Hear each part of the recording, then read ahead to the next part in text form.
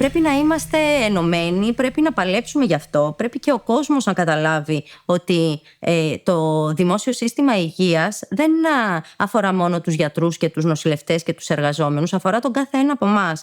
Όταν υπάρχουν τα κτίρια και έχουν τους μαγνήτες και τους αξονικούς τομογράφους και τους γραμμικούς εκτενχητές και δεν έχουν ανθρώπους να τα δουλέψουν, είναι δώρον άδωρον. Είτε σε δημόσιο είτε σε ιδιωτικό τομέα, θα πρέπει να βάλεις το χέρι σου στη τσέπη προκειμένου να αντιμετωπίσεις ένα πρόβλημα υγείας. Αυτό είναι το μεγάλο στοίχημα της κυβέρνησης και αυτό είναι το μεγάλο στοίχημα το δικό μας για να μην το ανεχτούμε. Βέβαια, ο COVID, απ' την άλλη, νομίζω έδειξε την αξία του δημόσιου συστήματος υγείας. Την ανέδειξε την αξία και βέβαια τότε βγήκαμε όλοι στα μπαλκόνια και χειροκροτούσαμε, αλλά τώρα κάπου αυτό το ξεχάσαμε. Γιατί πραγματικά οι λόγοι που κάποιος γίνεται γιατρός είναι πολλοί.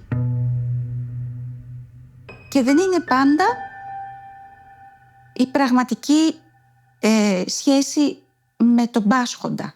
Η ιατρική διδάσκεται στα περισσότερα πανεπιστήμια, αν όχι σε όλα, ως μια βιοιατρική επιστήμη που εστιάζει με ένα κατακαιρματισμένο τρόπο στη βιολογική διάσταση της νόσου.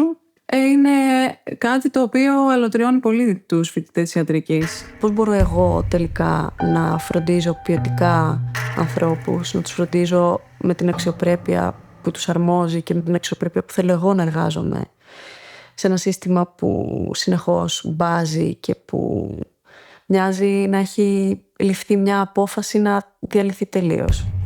Νομίζω όμως ότι η παρακαταθήκη που έμεινε ήταν ότι όταν όλος ο κόσμος της Ιεράπετρας ενωμένος παλεύει για πράγματα και ο ίδιος αναλαμβάνει την οργάνωση και την εκτέλεσή τους, τότε μπορούμε να έχουμε και επιτυχίες.